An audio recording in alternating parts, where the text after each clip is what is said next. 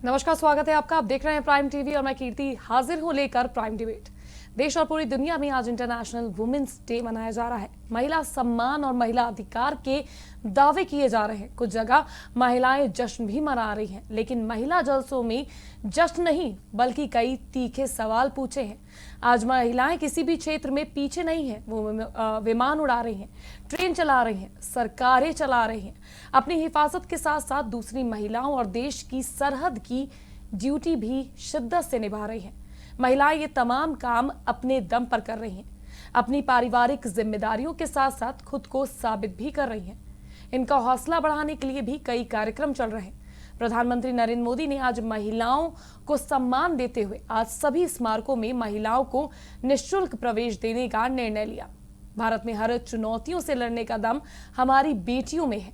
ये बात हर साल बोर्ड परीक्षाओं वाले दिन देश के सभी अखबारों में सुर्खियों में छपती है, जहां लड़कियों ने शिक्षा के क्षेत्र में बाजी मारी।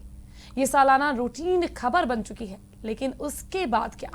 उसके बाद तो हमें किरण बेदी, पीटी उषा, कल्पना चावला, अवनी चतुर्वेदी जैसी महिलाओं की मिसाल देकर समाज और सिस्टम को याद दिलाना पड़ता है।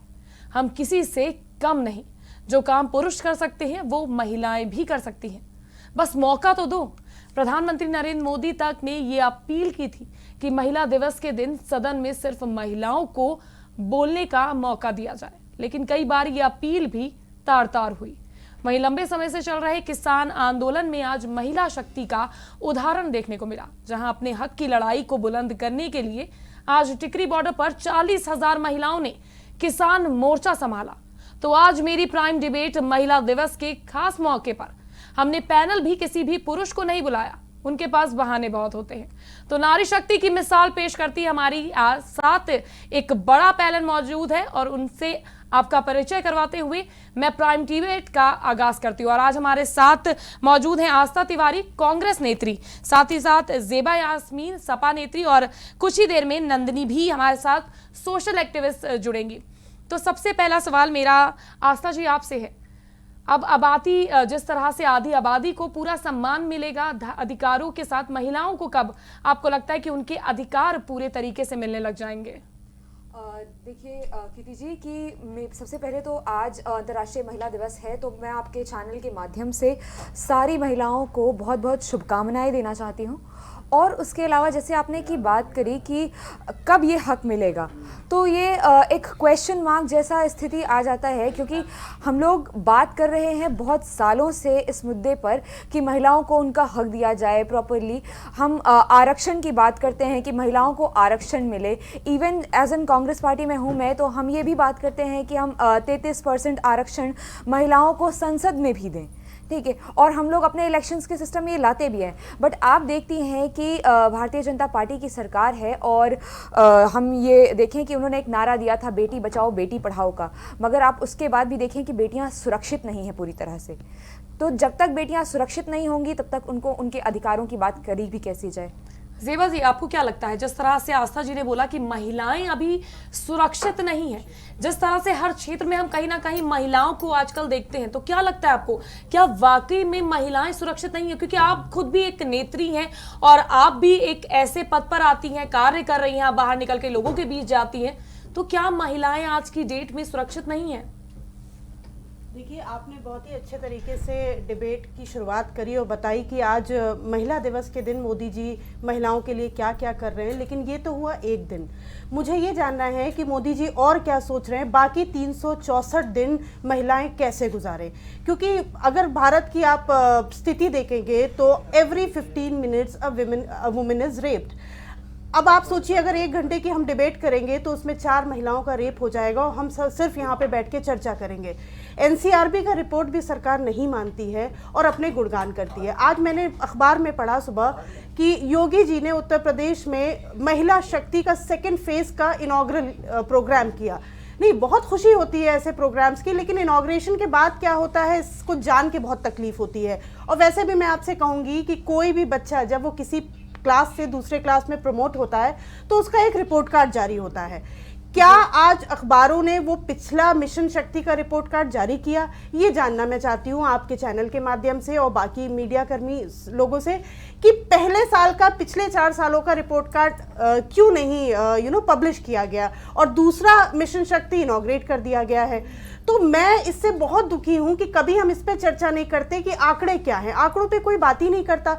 अभी जैसे कांग्रेस की प्रवक्ता कह रही थी कि हम लोग असुरक्षित हैं, मैं खुद काम कर रही हूं, मैं खुद अब अपने आप को इंडिपेंडेंट हूं, तब भी कभी ना कभी शाम होने के बाद असुरक्षित महसूस करती हूं, क्योंकि जिस तरीके के केसेस सामने आ रहे हैं, हाथरस केस, बदायूं केस, कैसे भूल जाएं? मतलब आप कहते हैं कि हम उसे कैसे भूल के अपनी जिंदगी गुजारें। हम काम तो करना चाहते हैं। अब जैसे कुछ एग्जाम्पल्स हैं, अभी आपने नाम लिया, पीटी उषा हो गई, किरण बेदी जी, कितने लोग, कितने उदाहरण हैं, कितने प्रतिशत लोग इतनी ऊंचाई पे महिलाएं पहुंच पाती हैं? क्योंकि हमें कहीं ना कहीं रिजर्वेशन नहीं मिलता, और क्योंकि रिजर्वेशन नहीं मिलता है तो हमारा एक्सप्लॉइटेशन कहीं भी काम करें तो बहुत ज़्यादा होता है।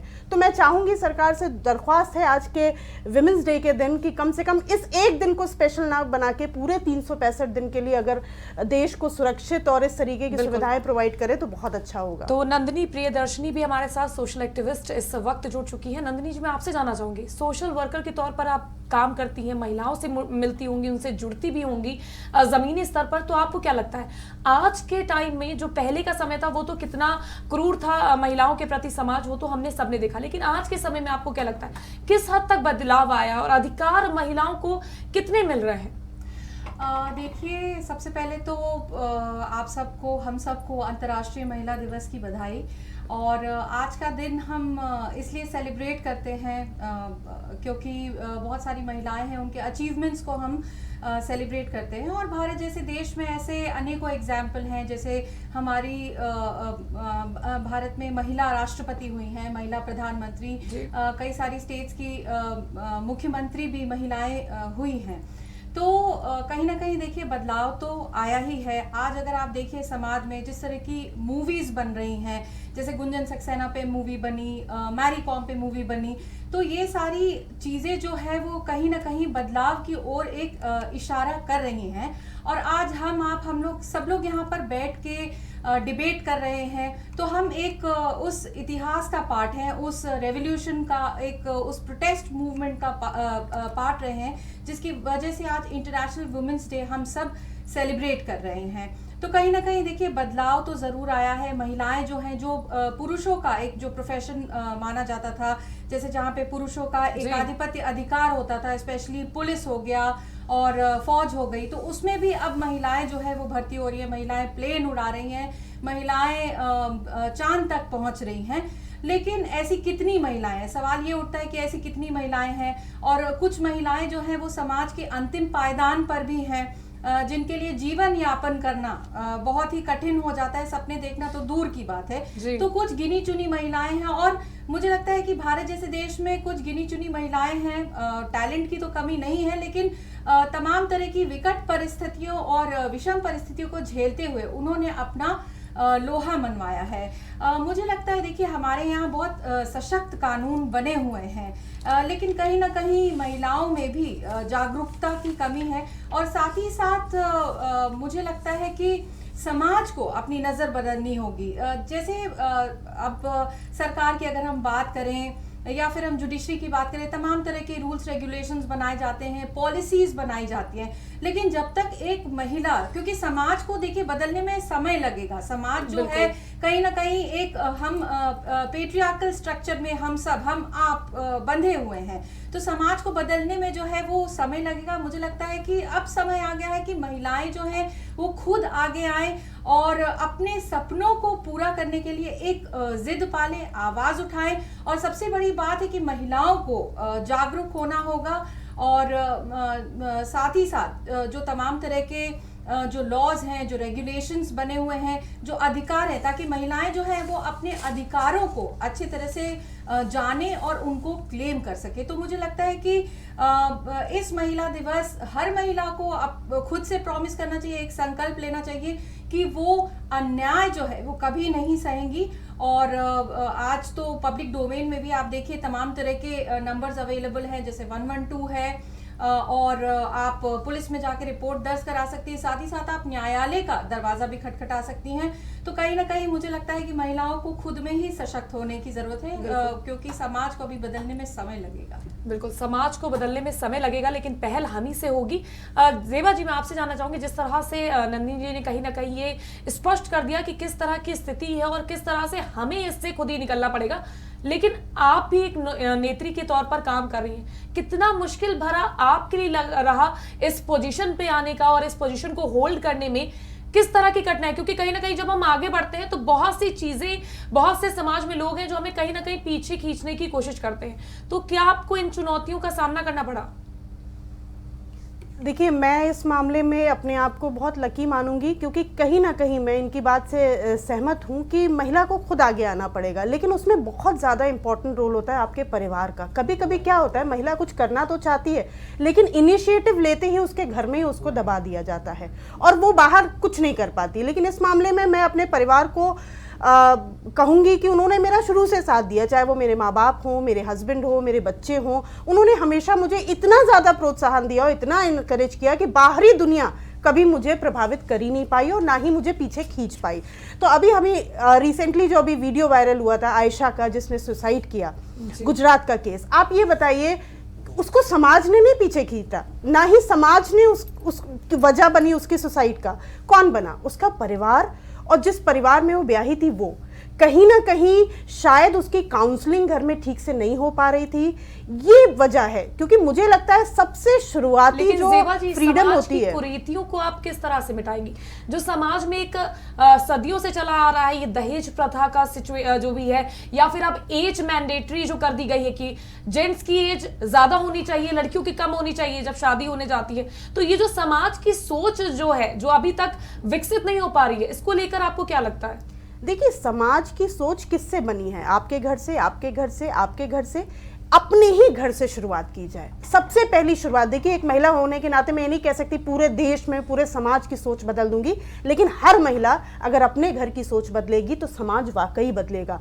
अपने घर की सोच बदलिए। दहेज प्रथा पे हम लोग इतना बोलते हैं, लेकिन आज भी लोग दहेज देते हैं। मैं अपने भी घर में, अपनी फैमिली में लोगों को काउंसिल करती हूँ कि आप मत बात करिए दहेज की, लेकिन इस तरीके से हो नहीं पाता, क्योंकि अपने हम आके यहाँ टीवी चैनल पे बोल के जाए कि दहेज खराब है, और कल को जब मैं अपनी ही बेटी की शादी करूँ और दहेज की बात करूँ या अपने बेटे की शादी करूँ तो ये गलत है। तो हमें सबसे पहले इनिशिएटिव अपने घर से लेना चाहिए। अपनी महिलाओं को इतना फ्रीडम देना चाहिए कि वो अपने पैरों पर खड़ी हो पाएं।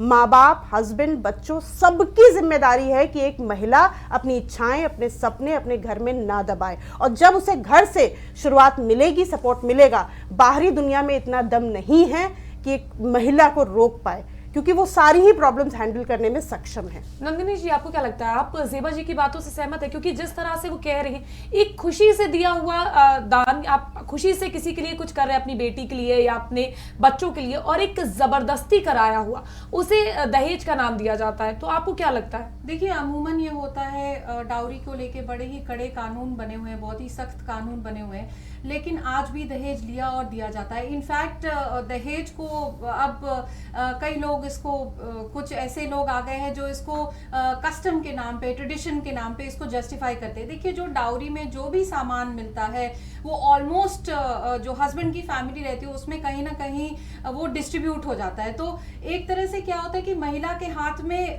कुछ रह नहीं पाता। तो सबसे अच्छी बात यह होगी कि जो पेरेंट्स हैं, जो भी दहेज देना चाहते हैं या अपनी बच्ची को जो भी देना, उनके नाम पे कम से कम उतना वो क्रेडिट डाल सकते, उतना वो कैश डाल सकते। तो ये एक बहुत अच्छी बात हो जाएगी। साथ ही साथ मुझे लगता है कि हमें अपने बच्चों की कंडीशनिंग करनी है, स्पेशली जो लड़कियां हैं। जैसे घर में मुझे लगता है कि जिस भी पिता की बेटी होती है वो अपने आप में संवेदनशील होता है, तो घर में बिठा के अपनी बेटियों से वो बात करे, उसकी एक सोशल कंडीशनिंग करे कि आगे चलकर तुम अपने पैरों पे खड़ी हो। और जहाँ तक दहेज का सवाल है, तो कितना भी अच्छा लड़का क्यों ना मिले, लेकिन दहेज की जब बात आती है तो आप पीछे हट जाइए, और वो सपोर्ट जो है वो पेरेंट्स की ओर से आना चाहिए। देखिए, जैसे यहाँ पे आयशा की बात हो रही थी, कहीं ना कहीं लोगों के मन में ये होता है कि पति कितना भी खराब हो, कितना भी बुरा क्यों ना हो, और कितनी भी लड़ाइयाँ क्यों ना हो रही हो, लेकिन उस मैरिज को वर्क कराने की जिम्मेदारी जो होती है वो लड़की की होती है। नहीं तो सब सोचते हैं कि परिवार वाले ये सोचते हैं कि आगे समाज वाले फिर क्या सोचेंगे, एक तरह का ये टैबू हो जाता है। तो मुझे लगता है कि उस समय पेरेंट्स को, जो लड़की के जो पेरेंट्स होते हैं, उनको एक स्ट्रॉन्ग स्टैंड लेने की जरूरत है कि ठीक है, आपने उनकी शादी कर दी तो इसका मतलब ये नहीं कि उनके घर का जो दरवाजा है वो बंद हो गया जहां वो पली बड़ी है। तो कम से कम लड़कियों के मन में इतना कॉन्फिडेंस जो है इंस्टिल करिए कि वो वापस आपके पास आ सकें। ऐसा नहीं कि कोई उन्हें 24 घंटे एक्सप्लॉइट कर रहा है, उनको मेंटली फिजिकली हैरेस कर रहा है तो वो अपना धर्म निभाए, नहीं, ये पूरी तरह से गलत है। और मुझे लगता है कि समाज भी अब धीरे धीरे बदल रहा है, और जैसे जैसे पेरेंट्स बदलेंगे तो समाज की सोच अपने आप बदलेगी। ठीक है, आस्था जी, मैं आपसे जानना चाहूंगी कि अब महिलाओं को आरक्षित करने की बात जब उठती है तो लगातार जो बिल पास होने की बात हो रही थी उसको कहीं ना कहीं पीछे ढकेला गया। बीजेपी की सरकार है, क्यों नहीं सारी महिलाएं आवाज उठाती है कि संसद में 33% आरक्षण तो मिल जाए। आज हालांकि संसद में ये बात उठी भी और कांग्रेस की तरफ से ये रखा भी गया कि 33 क्यों 50%, लेकिन वो एक शक्ति के साथ आप प्रदर्शन क्यों नहीं विपक्ष करता है कि 33% से बढ़कर 50% तक महिलाओं को आरक्षण दिया जाए। 125 करोड़ के बाद भारत में महिलाओं की 1/3 रिप्रेजेंटेशन नहीं है हमारे संसद में। देखिए कृति जी, आपने जैसे कहा कि कांग्रेस पार्टी ये बात करती है कि 50% आरक्षण दिया जाए, तो हम बिल्कुल इस तरीके से मतलब इसको कहते हैं कि हाँ 50% आरक्षण दीजिए। इवन जो डिजर्व करता है उसको बिल्कुल मिलना चाहिए। आरक्षण में कहीं ये ना हो, हम ये देखें कि आरक्षण में कहीं ये ना हो कि रबर स्टैम्प की तरह बहुत जगह महिलाएं इस्तेमाल की जाती हैं। कि पॉलिटिक्स की जब हम खास तौर से बात कर रहे हैं कि आपने देखा होगा प्रधानपति नाम की एक पोस्ट बन गई है, ठीक है, तो प्रधानपति पोस्ट का जिसका कोई भी एग्जिस्टेंस नहीं होना चाहिए वो हमारे समाज में एग्जिस्ट कर रही है, तो उस पर कोई कार्रवाई क्यों नहीं हो, ठीक है। और जब आप बात कर रही हैं कि विपक्ष प्रदर्शन क्यों नहीं कर रहा है इस चीज़ को लेकर के, जब विपक्ष खुलकर के कह रहा है कि आप 50% आरक्षण दीजिए, अगर आप 33% भी देने में की बात करते हैं तो हम तो कह रहे हैं पहले 33% कीजिए, फिर उसके बाद 50% कर दीजिए। बट आप कीजिए तो महिला मंत्री आपके पास हैं, आप बहुमत में हैं, और उसके बाद इस तरह की चीज़ें हैं कि आपको विपक्ष का सहारा चाहिए। ये मतलब सिर्फ एक डायलेमा में रखने जैसी बात है। विपक्ष को मजबूत तो होना चाहिए ना, अपनी बातों को बेबाकी से रखने के लिए दमदार डिसीजन। जैसे आप अगर किसानों के मुद्दे पर आप बेबाकी से बोल सकते हैं तो अपने आरक्षण के लिए, महिला हक के लिए क्यों नहीं? अरे मैं आपके समक्ष बोल रही हूँ इस बात को कि आप 50% आरक्षण दीजिए। इवन संसद में इस बात को रखा जाता है, लेकिन मैं कह रही हूँ उस चीज को उतनी दमदार तरीके से क्यों नहीं रखा जाता? देखिए, हमारे पार्टी को लेकर के आप ये बिल्कुल भी सिचुएशन छोड़ दीजिए, क्योंकि हम बिल्कुल भी डाउट में नहीं है इस चीज़ को लेकर के। हम ये बहुत क्लियर है इस बात को लेकर के कि आप महिलाओं को आरक्षण दे संसद में, ठीक है। तो देना किसको है? कानून इस समय, मतलब सरकार इस समय भारतीय जनता पार्टी की चल रही है, तो उनको देना है। अब काम उन्हें करना है, आप हमारा सहारा लेना बंद करें, मेरा ये कहना है। नहीं, हमारे ऊपर बंदूक रख के चलाने से कुछ नहीं मिलेगा। नहीं, मैं सिर्फ ये पूछ रही थी कि अपने हक की लड़ाई के लिए हमें खुद उतरना पड़ता है। नंदनी जी, आपका क्या कहना है? मेरा जो सवाल था वो साफ था। जी बिल्कुल, मुझे तो लगता है कि जितनी भी पॉलिटिकल पार्टीज हैं उनको पार्टी लाइन से ऊपर उठ के, स्पेशली जो विमेन रिप्रेजेंटेटिव्स हैं, उनको इस चीज़ के लिए बिल्कुल अपनी आवाज़ उठानी चाहिए। विमेन रिजर्वेशन के लिए आवाज़ उठानी चाहिए, और ये तो सालों से ठंडे बस्ते में पड़ा हुआ है। देखिए, अगर हम चाहते हैं कि महिलाएं सशक्त हों, हम जब भी विमेन एम्पावरमेंट की बात करते हैं तो ये सरकार के जो पॉलिसीज और प्रोग्राम्स बनते हैं इससे ऊपर उठकर हमें बात करनी पड़ेगी। कहीं ना कहीं हमें जन आंदोलन की बात करनी पड़ेगी, और ये बहुत ज़्यादा ज़रूरी है कि विमेन एम्पावरमेंट जैसे कुछ कोर मुद्दे हैं, women's health, women's education, women sanitation, ये सारे जो मुद्दे हैं इनको इलेक्शन का मुद्दा बनाया जाए। ये मुझे लगता है कि हर पॉलिटिकल पार्टी के इलेक्शन मैनिफेस्टो का एक बहुत इम्पॉर्टेंट हिस्सा हो, और इस पर भी, इन मुद्दों पर भी इलेक्शंस जो है वो फाइट किया जाए। तभी मुझे लगता है कि true sense of the term ये एम्पावरमेंट होगा महिलाओं का, क्योंकि जितने भी मुद्दे हैं, ये संवेदनशील मुद्दे हैं, ये फिर मेन स्ट्रीम में आएंगे। और साथ ही साथ मैंने हमेशा से ये कहा है, मैं जितने भी डिबेट्स में कही हूँ, मैंने हमेशा से ये बात मानी है कि महिलाओं का सशक्तिकरण तब तक नहीं होगा जब तक संसद में महिलाएं बैठेंगी। ऐसी जगह जहां पे प्रोग्राम्स बनते हैं, पॉलिसीज बनते हैं, लॉज बनते हैं, रेगुलेशंस बनते हैं, तो उसमें महिलाओं का रिप्रेजेंटेशन बहुत ज्यादा है, तभी मुझे लगता है संवेदनशील कानून बनेंगे। मैं आपको एक छोटा सा एग्जांपल देती हूँ, जैसे कि सैनिटरी पैड्स पे 2018 में 12% जीएसटी था। बहुत सारे इसमें सोशल एक्टिविस्ट को एक बहुत इंपॉर्टेंट काम करना पड़ा, उन्होंने मुहिम छेड़ी जिसकी वजह से आगे चल के 12% जीएसटी को फिर माफ कर दिया गया। अब स्वीडन एक ऐसी कंट्री है जहां पर जितने भी ये सैनिटरी नैपकिन्स या फिर मेंस्ट्रुएशन से रिलेटेड जितने भी मटेरियल हैं उनको पूरी तरह से ये फ्री कर दिया गया। तो ये देखिए, ये एक बेसिक राइट है और ये महिलाओं की डिग्निटी से भी जुड़ा हुआ है, उनके अधिकारों से भी जुड़ा हुआ है। तो ये एक दूसरी महिला ही ज्यादा अच्छे से मुझे लगता है समझ सकती है, ये कोई पुरुष नहीं समझ पाएगा।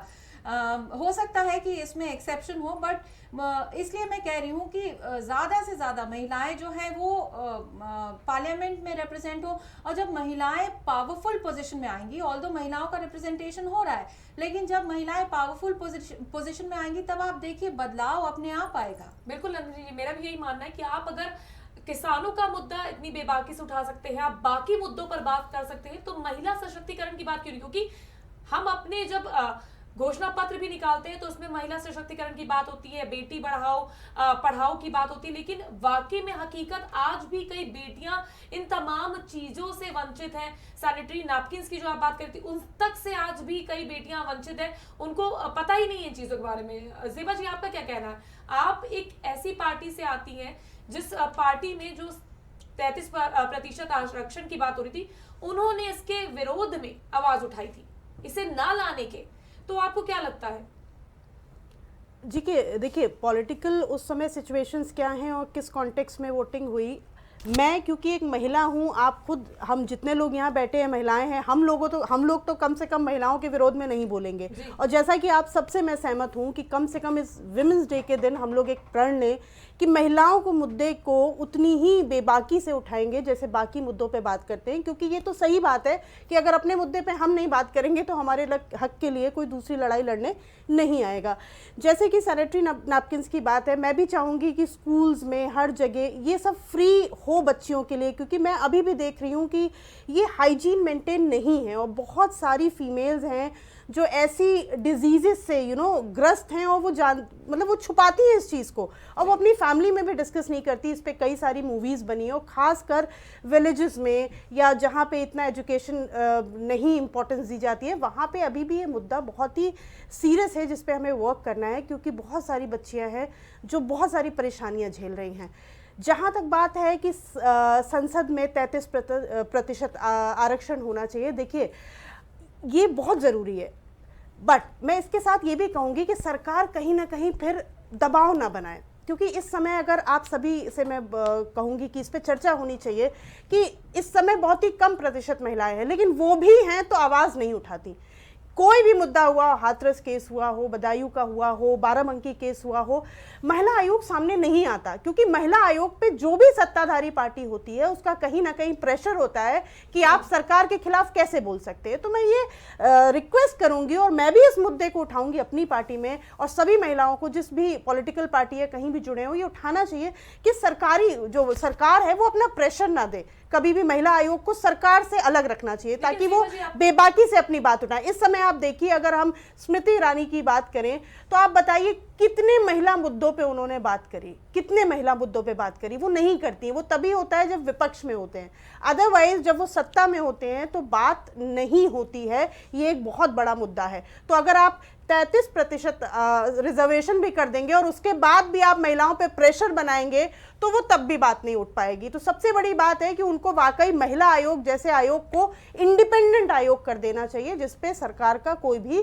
प्रेशर ना। लेकिन ज़ेबा जी, पंखुड़ी पाठक का जो केस हुआ उसमें सपा की नेत्रियों ने भी तो आवाज नहीं उठाई ना?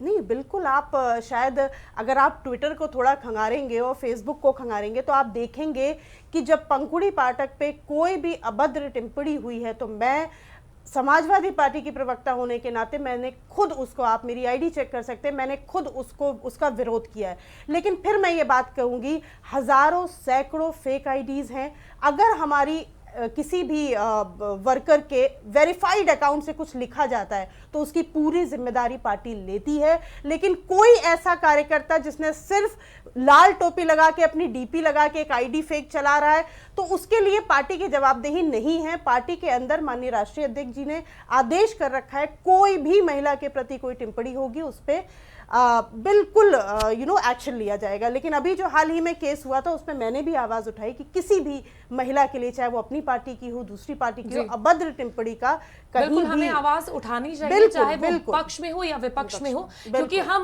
अगर हम अपनी आवाज बुलंद नहीं करेंगे तो शायद तक वो दबती आवाज को हम कोई भी आवाज नहीं दे पाएंगे। जिस तरह से जुबानें बंद हो रही हैं लगातार महिलाओं की, उस पे हमें ही उनकी आवाज बननी पड़ेगी।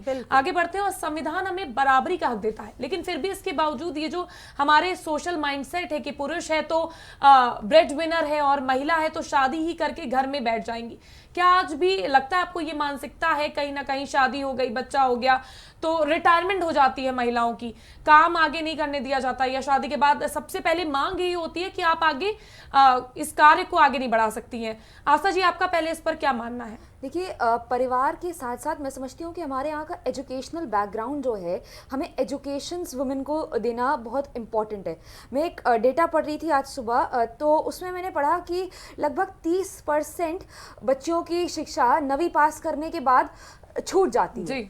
हमारे यहाँ हम बात कर रहे थे अभी मेंस्ट्रुअल हाइजीन की, तो बच्चों को पता ही नहीं होता है कि इस तरह की चीज़ भी कुछ होती है। And then they face the situation, उनको ऐसी सिचुएशन का सामना करना पड़ता है, उन्हें शर्म आती है उसको अपने घर परिवार वालों के साथ में डिस्कस करने में।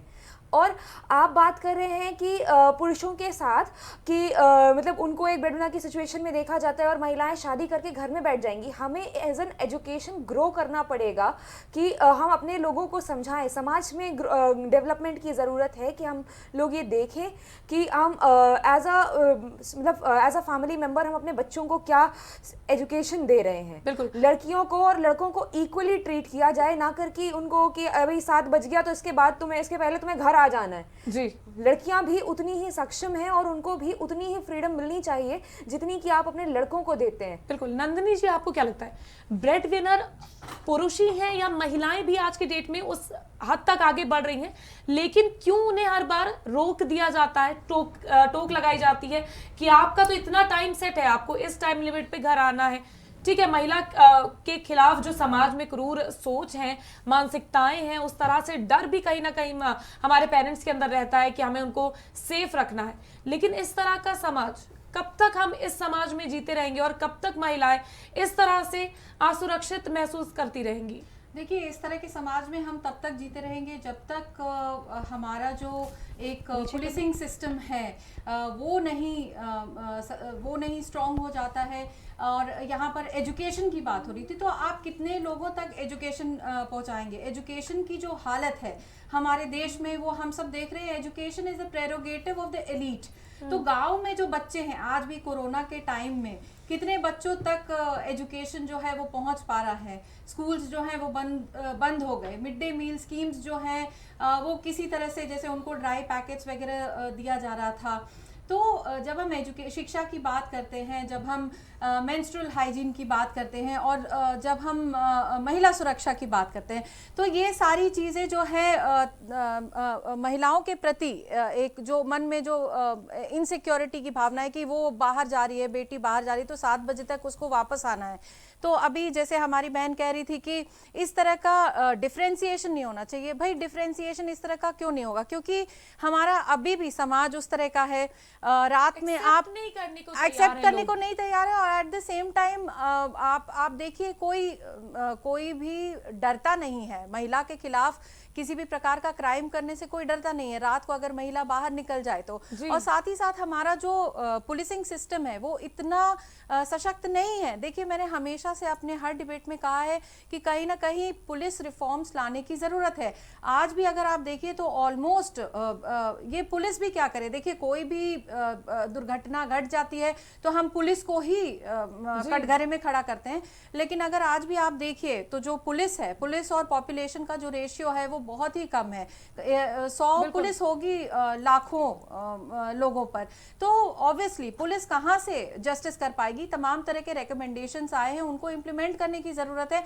और साथ ही साथ मुझे लगता है कि पुलिस को as a political tool use करना जो है, पॉलिटिकल पार्टीज उसको बंद करें, तो कहीं ना कहीं एक डिसिप्लिन का भाव उनके अंदर भी आएगा और लोगों में कॉन्फिडेंस आएगा कि हाँ भाई पुलिस जो है वो हमारे साथ है। वो अगर जेंडर सेंसिटाइजेशन का प्रोग्राम चले और उनके अंदर खुद ये सेंसिटिविटी हो और उनके अंदर मुझे लगता है कि एक तरह की रिस्पॉन्सिबल बिहेवियर हो जनता के प्रति, एक सोशल रिस्पॉन्सिबिलिटी हो, तब हो सकता है चेंज आए। और समाज के लेवल पे तो हमें, परिवार के लेवल पे तो हमें चेंजेस लाना ही है। क्योंकि आज भी देखिए जहां मैं एक स्टेट में गई थी, कई तरह के कानून बने हुए हैं, जैसे बाल विवाह पे भी कानून है, लेकिन वहां पर तो आज भी 12 साल 13 साल 14 साल की लड़कियों की शादी होती है, उनको पढ़ाई लिखाई नहीं जाता।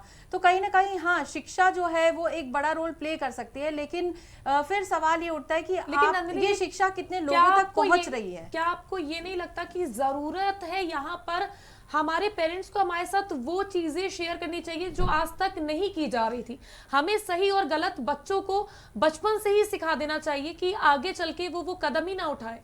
क्या ये शिक्षित करना जरूरी नहीं है? बिल्कुल, मुझे लगता है कि पेरेंट्स को खुलकर अपने, स्पेशली जो एजुकेटेड पेरेंट्स हैं, उनको खुलकर अपने बच्चों से बात करना चाहिए। अपने बच्चों में, स्पेशली जो छोटे लड़के हैं, उनमें एक मोरल वैल्यूज जो है इंस्टिल करना चाहिए, ताकि वो आगे चलकर देश के एक जिम्मेदार नागरिक बने और महिलाओं के प्रति संवेदनशीलता रखें और एक रिस्पेक्ट की भावना जो है वो रखें, और साथ ही साथ समानता का भाव उनमें बना रहे। और हम अपनी लड़कियों को एक प्रॉपर माहौल दें कि उनके सपने जो हैं वो पंख फैला बहुत जरूरी है। बिल्कुल, उनके अंदर कॉन्फिडेंस इंस्टिल क्योंकि करें। तो ये मैं भी बिल्कुल ये मैं भी अपील करना चाहती हूँ कि जो एक शर्म का पर्दा है, कहीं ना कहीं आज भी लोग गुड और बैड टच बच्चों को बताने में और हर चीजों को, मैं कहती हूँ क्यों ये बातें आज शर्म का विषय है, इसे हमें खुलकर अपने बच्चों तक रखना चाहिए, ताकि उनके अंदर वो सोच पैदा हो जाए कि उन्हें गुड बैड टच और अच्छी और बुरी चीजों के बारे में पहले से ही पता हो। ज़ेबा जी, मैं आप पर आना चाहूंगी।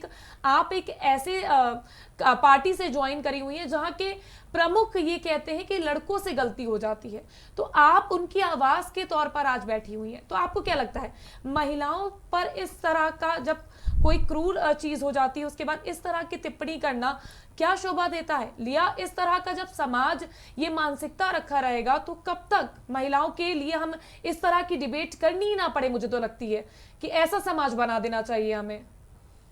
देखिए, जो स्टेटमेंट आपने कोट किया है कि लड़कों से या बच्चों से गलतियां हो जाती है, मैं उसको एक बार क्लैरिफाई करना चाहूँगी कि नेताजी ने, देखिए होता क्या है ना, एक लाइन आपने पकड़ लिया, उससे पहले क्या बोला गया और बाद में क्या बोला गया, ये स्टेटमेंट तब दिया गया था जब रेप केसेस में कैपिटल पनिशमेंट का लोग बहिष्कार कर रहे थे कि कैपिटल पनिशमेंट नहीं होनी चाहिए, क्योंकि कैपिटल पनिशमेंट में सिर्फ उस व्यक्ति को सजा नहीं मिलती है, उसके परिवार को भी मिलती है। तो उस समय भारत के बहुत ही दिग्गज नेता, वो भाजपा के और बाकी काफी हर पार्टी के थे, जो कैपिटल पनिशमेंट के खिलाफ थे, क्योंकि पेरेंट्स को बहुत बड़ी सजा थी। लेकिन हाँ, वक्त गुजरा है, सोच बदली है, महिलाएं आगे आई, आवाज उठाई, आज कैपिटल पनिशमेंट की भी सजा है। तो उन्होंने वो बात उस कॉन्टेक्स्ट में की थी, ना कि रेपिस्ट का समर्थन करने में। लेकिन वो बात वही आ जाती ना कि आप किस शब्दों का प्रयोग किस स्थान पर बैठ कर रहे हैं। कि अगर आप एक ही लाइन पढ़ेंगे तो ऑब्वियसली बात है वो सुनना खराब लगेगा, लेकिन उसके पहले का स्टेटमेंट और बाद की लाइन अगर आप पढ़ेंगे तो शायद मुद्दा क्लियरिफाई समझ में आए, क्योंकि वो एक लाइन बिना कॉन्टेक्स्ट के दे दी गई तो ऑब्वियसली सुनने में थोड़ी अजीब लगती है। लेकिन जिन्होंने ये लाइन बोली है, माननीय नेताजी ने, वो खुद परिवार वाले हैं, उनके घर में बेटियां हैं, बच्चियां हैं, तो स्वाभाविक है कि वो ऐसा नहीं कहेंगे, बस वो कॉन्टेक्स्ट अलग था। जहां तक बात अभी बहन कह रही थी कि इक्वालिटी, देखिए सोसाइटी में इक्वालिटी तब आएगी जब हम इक्वालिटी डे 1 से घर में शुरू कर देंगे। आज भी महिलाओं का, जैसे गुड टच और बैड टच की आपने बात करी, हम अब क्योंकि हम सब एजुकेटेड हैं, अवेयर हैं, समाज में निकलते हैं, तो हम अपने बच्चों को ये सब बताते हैं। लेकिन आज भी कुछ महिलाएं हैं जो झिझकती हैं क्योंकि वो खुद ही उतनी एजुकेटेड नहीं है या उनको खुद उनके पेरेंट्स ने नहीं बताया। तो ये धीरे धीरे करके स्कूल में, मैं कह रही हूँ जो पेरेंट्स बहुत एजुकेटेड नहीं है, स्कूल को इस तरीके का कैंपेन चलाना चाहिए कि वो पेरेंट्स को बुला के पहले पेरेंट्स को काउंसिल करें, तब पेरेंट्स ऑटोमेटिकली लेकिन बच्चों को ये काउंसिल चेंज करेंगे। कैसे आएगा जब अगर हम स्टार्टिंग से ही बात करें तो पत्नियों पे कहीं ना कहीं पतियों का दबदबा रहता है। पंचायत चुनाव में 33% आरक्षण प्रधान महिला प्रधान को होता है, लेकिन फैसले कौन लेता है? प्रति प्रधान। ये तरह की जब कुरीतियां हमारे समाज में चलती रहेंगी तो आपको क्या लगता है कि सोच बदल पाएगी? बिल्कुल, देखिए ये तो सबको पता है कि जहां जो भी सीट महिला सीट आ जाती है तो कोई भी नेता होता है वो चाहता है कि उसकी बहन को, उसकी माँ को या उसकी बेटी को या बीवी को वो स्थान मिले। तो पहली बात तो ठीक है, अगर आप चाहते हैं स्थान मिले तो वो पद भी उसे दीजिए। यहाँ पे महिलाओं को भी मैं कहूंगी, अगर आप किसी डेजिग्नेशन पे रह के आप इलेक्शन लड़ रही हैं तो कम से कम, चलिए ठीक है, उससे पहले भले ही आप एक्टिव नहीं थी या उस मौका आपको मिला है तो कम से कम उसके बाद आप एक्टिव हो जाइए। अगर महिला सीट आई है, आपको मौका मिल रहा है, आपके घर के कोई पुरुष आपको मौका दे रहे हैं, तो कम से कम कागजी प्रधान ना बने, उसके बाद आप एक्टिव होके काम करें, क्योंकि आप आगे बढ़ेंगी तो आपको देख के 10 महिलाएं और आगे बढ़ेंगी। तो मैं चाहूंगी कि महिलाएं, और मैं खुद बताऊं कि मेरी खुद की 2 बेटियां हैं, घर में हम सब महिलाओं को, और चैनल के माध्यम से कहूंगी कि सबसे पहले एक माँ का रोल है कि घर में वो इक्वालिटी ला दे। जैसे हम लोग की भी मानसिकता में प्रॉब्लम होती है, अगर किचन का कोई काम है तो हम पहले बेटियों से ही कहते हैं, बेटों से नहीं कहते। एक गिलास पानी चाहिए तो हम बेटी से कहेंगे, बेटे से क्या, अगर बाहर से ब्रेड आनी है तो बेटे का काम है, किचन से पानी आना है तो बेटी का काम है। ये इनइक्वालिटी हम महिलाओं को भी खत्म करनी पड़ेगी। कोई भी काम है, अपने कपड़े धोने हैं, घर का कोई भी काम है, अपना रूम साफ करना है, बाहर से कुछ आना है, इक्वालिटी घर से ही आएगी। समाज मजबूर हो जाएगा इक्वल राइट्स देने के लिए फिर। लेकिन ज़ेबा जी, हमारा हक मार कौन रहा है? सबसे बड़ा सवाल आज का मेरा यही था कि इस कौन हक मार रहा है, कौन जिम्मेदार है इन चीजों के पीछे? जो महिलाओं का हक लगातार मारा जाता है, उनके अधिकारों का हनन किया जाता है। देखिए, इंडिया की अगर बात करें, India is a male chauvinist society. ये एक पुरुष प्रधान देश है, तो सिंपल सी बात है कि जब आप किसी को डोमिनेंस देंगे तो वो हक मारने की कोशिश करेगा। अगर आप किसी को उसके लेवल से ज्यादा पद और जिम्मेदारी देंगे तो अहंकार अपने आप आता है और वो कुचलने की कोशिश करता है। तो नो डाउट पुरुष कहीं ना कहीं डोमिनेट करने की कोशिश करते हैं, और कहीं ना कहीं अनअवेयर्ड फीमेल्स भी ये काम करती हैं जो अपनी बच्चियों को दबाती हैं। नहीं, तुम ना बोलो, तुम तेज आवाज में मत बोलो, तुम ऐसे मत बैठो, तुम ये ना पहनो, तुम इतने बजे के बाद ना निकलो। तो सिर्फ पुरुषों को नहीं कहूंगी, मैं कहूंगी वो माँ भी गलत करती है जो, या बड़ी बहन भी गलत करती है जो अपनी छोटी बहन को दबाने की कोशिश करती है। तो it's not only about males, females भी कहीं ना कहीं गलत गाइडेंस देती हैं। आस्था जी, आपको क्या लगता है आज भी क्या मेन जो है वो एक्सप्लॉयटेशन जो है वो mens are able to exploit the situation, या हालात कुछ बदल रहे हैं कि आज भी?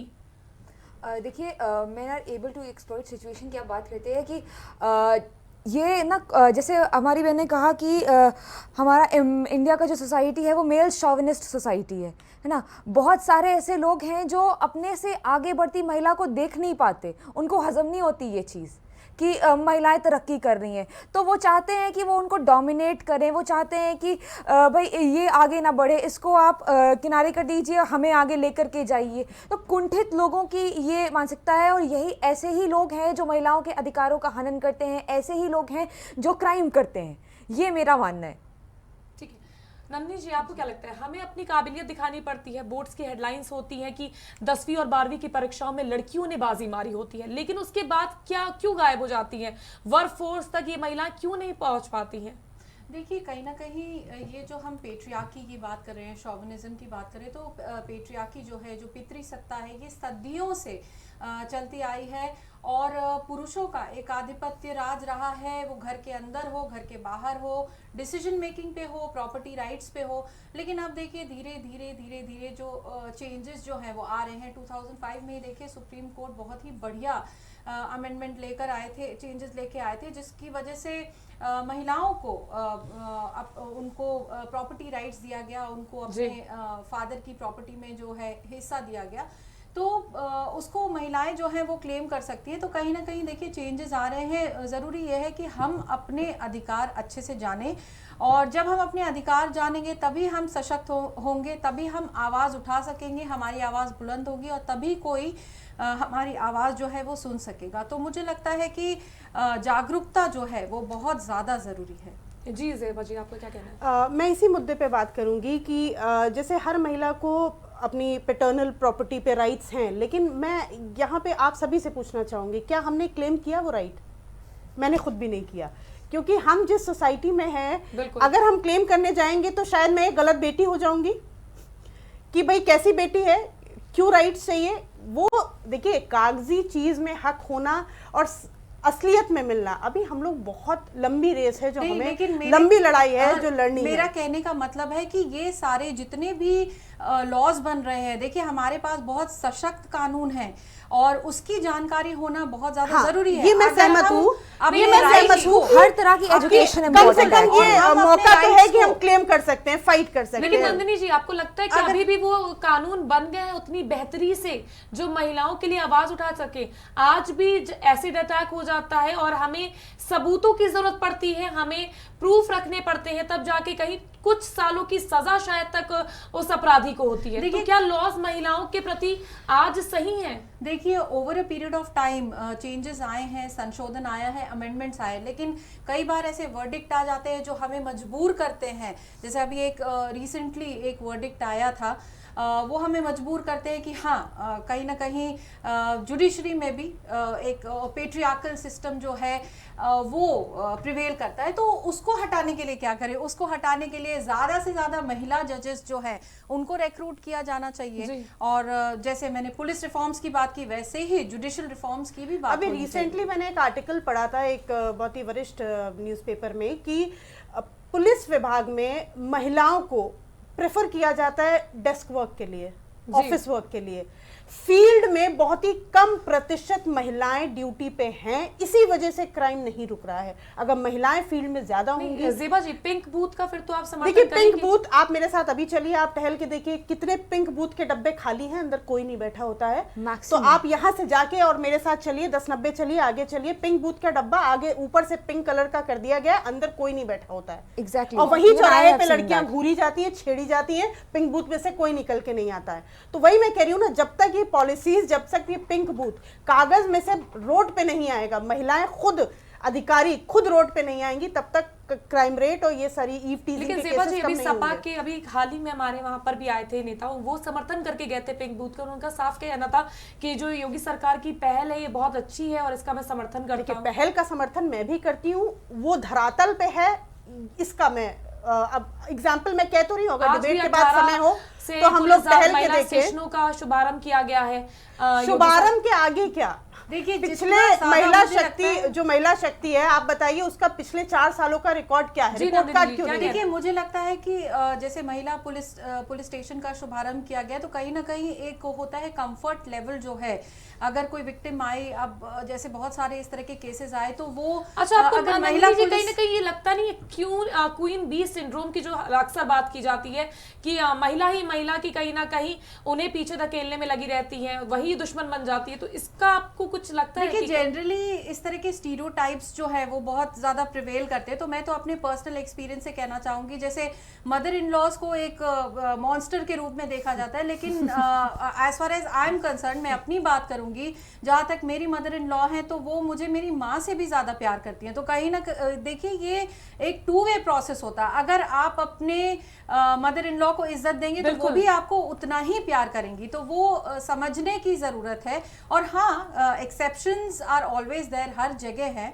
अभी पुलिस स्टेशन की बात हो रही थी, जैसे बहुत सारे इस तरह के केसेस सामने आए, जो विक्टिम जो है वहाँ पे मेल पुलिस ऑफिसर्स रहते हैं, तो वो अपना दर्ज नहीं करा पाती है जो स्टेटमेंट होता है। तो ये एक बहुत अच्छी पहल है और अच्छी पहल का हमें स्वागत करना चाहिए।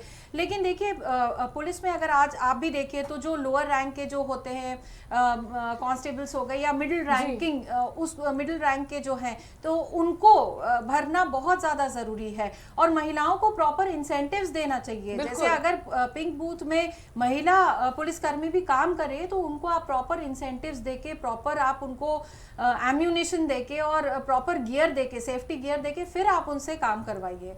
ये बहुत ज्यादा ठीक जरूरी है। आस्था जी, आपको क्या लगता है, लड़कों के मुकाबले बाजी मारते हैं हमेशा लड़कियां ही मारती हैं, लेकिन इसके बावजूद चाहे नौकरियों का मामला हो, चाहे पे पार्टी का मामला हो, ऐसा क्यों लगता है वहां महिलाएं जाकर बाजी हार जाती है कहीं ना कहीं? देखिए, बाजी हार जाती, मैंने आपको यही चीज़ बताई कि मेल शॉविनिज्म वाली बात, कि आगे बढ़ने देना ही नहीं चाहते हैं। आप वर्क सेक्टर की आप बात करते हैं, मैंने data exactly I don't know recall the data, but still मैं पढ़ रही थी तो मैंने देखा कि बहुत सारा एक ऐसा परसेंटेज है जहाँ पे महिलाओं को सैलरी कम मिलती है जी। और पुरुषों के मुकाबले बैचलर्स की डिग्री है तो 16% कम, मास्टर्स की डिग्री है होने के बाद भी उनको 66% कम पुरुषों के कंपैरिजन में सैलरी मिल रही होती है। जी। तो ये हमारा एक माइंडसेट है, और माइंडसेट मुझे लगता है कि एजुकेशन ही चेंज कर सकती है लोगों को। हमें लगता है कि स्कूल में ना जो सिलेबस वाला एजुकेशन है, इसके अलावा मॉरल एजुकेशन देने की बहुत ज़्यादा ज़रूरत है। और स्कूल्स के साथ साथ हमारे परिवार भी, अभी हमारे साथ में सोशल एक्टिविस्ट हैं, वो बैठी हैं, वो भी यही बात कर रही हैं कि हमारे परिवारों को, हमारे परिवार में जो महिलाएं हैं स्पेशली, उनको ये चीज़ सिखाने की ज़रूरत है कि वो अपने बच्चों को ये बताएं कि मतलब कोई डिफरेंस नहीं है दोनों में। जो चीज़ें महिलाएं होने की, इक्वालिटी की तो बात हम कर ही रहे हैं, और मैं ये चाहती हूँ कि ये मेरी आखिरी डिबेट हो ताकि लोगों की मानसिकता ये बन जाए कि इक्वालिटी आ चुकी है और महिलाएं और पुरुष कहीं से भी अलग नहीं है। नंदिनी जी, प्रतिदिन 8 से 10 रेप केस सामने आते हैं, वहीं प्रधानमंत्री भी कई काम कर रहे हैं, बेटी बचाओ बेटी पढ़ाओ का नारा हमेशा लगाया गया है, भाजपा सरकार द्वारा अपनी तरफ से स्कीम भी दी जाए, लेकिन ये सोच को कैसे बदला जाए, इसका कोई पुख्ता इंतजाम कैसे किया जाए?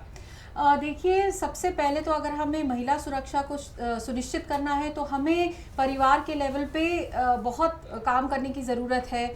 इनफैक्ट ये जो इक्वालिटी है, ये इसमें परिवार की बहुत अहम भूमिका हो सकती है, और परिवार जो है वो महिला और पुरुष, पति पत्नी के अच्छे तालमेल से ही चलता है। तो मुझे लगता है कि जहाँ तक हो सके पेरेंट्स जो हैं, माँ बाप हैं, वो एक अच्छा एग्जाम्पल अपने बच्चों के सामने सेट करें, वो राइट मोरल वैल्यूज इंस्टिल करें, और उसके बाद पुलिसिंग में रिफॉर्म्स आएँ, जुडिशरी में रिफॉर्म्स आएँ, और साथ ही साथ महिलाओं का रिप्रेजेंटेशन जो है पावरफुल पोजीशन में, पार्लियामेंट में दमखम से हो, तभी मुझे लगता है कि विमेन एम्पावरमेंट की हम बात करेंगे तो वो पॉलिसीज, प्रोग्राम्स से फिर ग्राउंड लेवल पर आएगा और हमें दिखेगा भी। ज़ेबा जी, आपको क्या लगता है, किस तरह से वो इंतजाम हमें अब करने पड़ेंगे कि वो कहीं ना कहीं हम उसमें सफल हो पाए कि सोच में बदलाव आ जाए? देखिए, even I would like to conclude after such a healthy discussion that number of representatives जो फीमेल्स के हैं वो हर प्लेटफॉर्म पे ज़्यादा से ज़्यादा होंगे, तभी मानसिक जो आप कह रहे हैं कन्वर्जन और अच्छी सोच की तरफ बढ़ेंगे, तभी पॉसिबल हो पाएगा। दूसरी चीज़, मैं अभी भी स्टार्टिंग से उस पॉइंट पे अग्री हूँ कि हमें स्टार्टिंग तो बेसिक स्कूल जो घर होता है हमें वहीं से करना पड़ेगा। एवरी फीमेल शुड बी अवेयर्ड, और उसे अपने बच्चों को अवेयर करने की जिम्मेदारी है। दो ही हल है। देखिए, सरकार क्या है, वो पॉलिसीज बना सकती है, फिर वही बात है, करप्शन का लेवल वो है कि पॉलिसी बनने के बाद मैक्सिमम खर्चा जो होता है वो उसके प्रचार में हो जाता है, तो वो हम महिलाओं तक पहुंच नहीं पाता। तो हमको गुजारिश करेंगे भाई, सरकार की जो पॉलिसीज हैं वो धरातल तक ज़्यादा आए, नई नई चीज़ों का ऐसी प्रैक्टिकल पॉलिसीज़ को लॉन्च करें जो वाकई, जैसे पिंक बूथ जैसे ऐसे डमी बॉक्सेस की ज़रूरत नहीं है, हमें रिप्रेजेंटेटिव्स की ज़रूरत है। महिला जो अधिकारी हैं, जो पुलिस हैं, वो रोड पे आए। Dummy boxes are not going to work, और घर की जो हमें सीख है वो हम महिलाओं को ही करनी है, अपने बच्चों में इक्वालिटी लानी है। क्या लगता है कि किस तरह से क्या सोच बदलनी चाहिए, क्योंकि आप कांग्रेस, आप राजनीति के राह पर चल रही हैं, पढ़ाई की आपने, उसके बाद राजनीति में आने का फैसला लिया, कितनी चुनौतियां आपको लगती है कि क्या आपको डोमिनेट किया जाता है पार्टी में रहकर, किस तरह की मानसिकता आप डील करती हैं? देखिए, पार्टी में रहकर, पहली बात मैंने आपको एजुकेशन और मैंने सही एजुकेशन घर में और स्कूल्स के लेवल की बात करी, तो मुझको ये एजुकेशन मिली कि मुझको नहीं फेस करनी पड़ी ऐसी सिचुएशंस कभी भी। बट बहुत सारे ऐसे लोग हैं जिनको डोमिनेट किया जाता है, और मेरी ही पार्टी, क्यों मैं कहती हूँ कि मतलब हर पार्टी का ये प्रोग्रेड है, क्योंकि आप कहते हैं ना कि राजनीति बहुत गंदी चीज़ है, तो इसलिए मैं ये चीज़ कह रही हूँ कि जहाँ कहीं भी इस तरह की सिचुएशंस फेस करनी पड़ती हैं लड़कियों को, वहाँ हर उस लड़की को प्रॉपरली एजुकेटेड होना चाहिए कि उसको क्या स्टेप्स उठाने हैं आगे।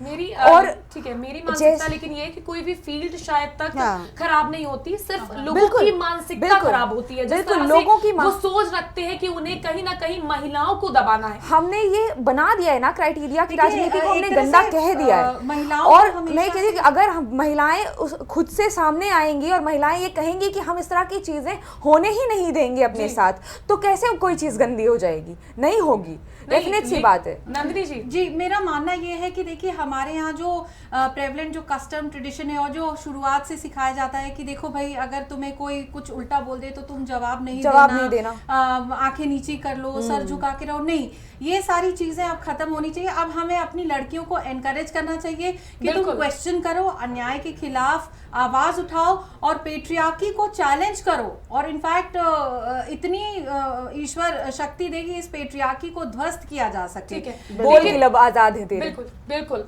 लेकिन मेरा ये आप लोग से आखिरी एक सवाल है कि आप लोग क्या सोच रखती हैं और आपको क्या संदेश देना है आज प्राइम टीवी के माध्यम से कि जिससे हमारे देश में वो बदलाव आ सके, वो सोच में बदलाव आ सके, हर एक अपराधी वो डरे कि अगर हम महिलाओं के प्रति ये सोच भी रख रहे हैं तो उनकी रूह कांप जाए। ऐसा कौन सा संदेश और ऐसे कौन से बदलाव आप चाहती है नारी होने के नाते? गांधी जी का एक कोट है, बहुत ज़्यादा पॉपुलर कोट है और मेरे ख्याल से सभी ने सुना होगा कि खुद वो बदलाव बनिए जो आप दुनिया में देखना चाहते हैं। तो विमेंस डे पर देश की सभी महिलाओं के लिए मेरा बस एक यही मैसेज है कि आप स्वयं में वो बदलाव लाइए। आप अपने में वो जब बदलाव लाएंगी तभी आप अपने परिवार में, आप अपने समाज में बदलाव लेकर के आ सकेंगी। तो वुमेंस डे की बहुत सारी बधाइयाँ हैं सबको, और साथ में कि बी द चेंज। बिल्कुल आस्था जी, आपने बहुत अच्छा बात कही है। यही सवाल मेरा भी था कि हमें खुद में भी क्या बदलाव लाने हैं, हमें इसको भी डिसाइड करना बहुत जरूरी है और इसकी मुहिम पर आगे बढ़ना भी जरूरी है कि हम खुद में क्या बदलाव लाना चाहते हैं। नंदिनी जी, आपका क्या कहना है? जी बिल्कुल, मेरा मानना ये है कि जैसे आस्था जी ने कहा कि be the change you want to see in others, तो सबसे पहले हमें खुद से प्रॉमिस करना है, खुद से ये संकल्प लेना है कि हम किसी भी प्रकार का अन्याय, किसी भी प्रकार का सबऑर्डिनेशन, किसी भी प्रकार की पेट्रियार्की जो है उसको हम नहीं सहेंगे, और साथ ही साथ खुद को हम लोग जागरूक करेंगे। आप गूगल करिए, तमाम तरह के मैगजीन्स आ रहे हैं, जितने भी न्यूज़पेपर्स हैं उसको पढ़िए, तो जो भी प्रोग्राम्स पॉलिसीज आते हैं, जो भी नए नए लॉज आते हैं, रेगुलेशंस आते हैं, उनके बारे में आप जागरूकता भी रखिए। और साथ ही साथ मुझे लगता है कि एक हमारी जिम्मेदारी भी है as a social activist and as a responsible citizen of this country कि जो महिलाएं, स्पेशली जो ग्रामीण पृष्ठभूमि की महिलाएं हैं, उनको नहीं पता कि सरकार किस तरह की पॉलिसीज लाती हैं, उनके लिए क्या लाभकारी है क्या नहीं। तो ये सोशल एक्टिविस्ट और हमारी आपकी तरह जो जिम्मेदार जो नागरिक हैं, महिलाएं हैं, वो उनको बताएं ताकि वो अपना हक जो है वो क्लेम कर सकें। ज़ेबा जी, देखिए, ज्ञान बांटने से बढ़ता है और फैलता है। तो मैं कोशिश यही करती हूँ कि मैं जिन भी महिलाओं से मिलती हूँ अपने दिनचर्या में, कभी भी बात होती है, मैं उन्हें मोटिवेट करती हूँ और हमेशा उनके राइट्स का, इक्वालिटी के बारे में बताती हूँ। तो जितनी भी महिलाएं, हम आप हैं, पढ़े लिखे हैं, कहीं पे भी बैठे, किसी भी प्लेटफॉर्म पे मौका मिले, कोई भी ऐसी महिला है जिसको घर में सप्रेस किया जा रहा है, दबाया जा रहा है, तो उसको मोटिवेट करिए, क्योंकि कहीं ना कहीं हमारी सोसाइटी में महिलाओं को काउंसलिंग करना बहुत ज़रूरी है। और कभी भी ऐसे केसेस मेरे सामने आते हैं, मैं उनके बराबर टच में रहती हूँ, उन्हें काउंसिल करती हूँ। तो महिला होने के नाते मैं आपके चैनल से यही संदेश देना चाहती हूँ कि जो भी महिलाएं जागरूक हैं, उनकी जिम्मेदारी बनती है कि जो महिलाएं जागरूक नहीं है, हमें उन्हें जागरूक करना है, तभी अपनी राइट्स के लिए हम लड़ाई जीत पाएंगे। बहुत बहुत शुक्रिया आप सभी का मेरे साथ प्राइम डिबेट का हिस्सा बनने के लिए और इतनी तमाम बातें, अच्छी जानकारी साझा करने के लिए। तो हमारे साथ थी आस्था तिवारी, कांग्रेस नेत्री, नंदिनी प्रियदर्शनी, सोशल एक्टिविस्ट, ज़ेबा यास्मीन, सपा नेत्री। तो मंजिलें भी जिद्दी हैं, रास्ते भी जिद्दी हैं। देखते हैं कल क्या होगा। हमारे हौसले भी तो जिद्दी हैं। मुस्कुराकर, दर्द भुलाकर रिश्तों में बंद थी दुनिया सारी, हर पग को रोशन करने वाली वो शक्ति है एक नारी। अंतर्राष्ट्रीय महिला दिवस पर सलाम उन्हें जो खुद को आगे बढ़ा रही हैं, साथ ही दूसरों को भी आगे का रास्ता तय करने का साहस दे रही हैं। अब वो वक्त है जब हमें एक साथ समाज की सोच में बदलाव लाना होगा। महिलाओं के सम्मान, अधिकार की बात करनी होगी और हर उस बंद होती जुबान की आवाज बननी होगी। तो इसी के साथ महिला दिवस की आप सभी को ढेरों शुभकामनाएं और मैं उम्मीद करती हूं कि आज के बाद हर महिला अपने लिए खुद आवाज उठाएगी और खुद के लिए आवाज बनकर दूसरों को भी यही सिखाएगी। फिलहाल के लिए बस इतना ही। मैं कीर्ति बंडुला फिर हाजिर होंगी प्राइम डिबेट के साथ, नए मुद्दे के साथ और नए सवाल करते हुए। आपका ही मजा आएगा। देखते रहिए प्राइम टीवी।